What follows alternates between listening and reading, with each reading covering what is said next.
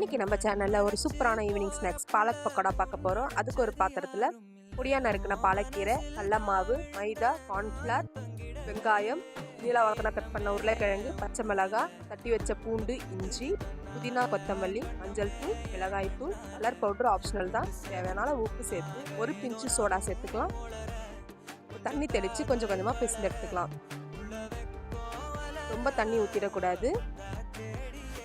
இந்த அளவுக்கு இருந்தால் போதும். இப்போ ஒரு பக்கம் எண்ணெய் சூடு பண்ணிக்கலாம். எண்ணெய் சூடானதோ ஒன்று ஒன்றா போட்டு பொரிச்சு எடுத்துக்கலாம்.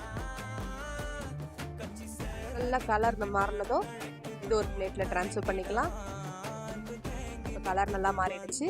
இது ஒரு பிளேட்டில் எடுத்து வச்சுக்கலாம். இந்த மாதிரி டிஃப்ரெண்ட்டாக ட்ரை பண்ணி பாருங்கள்.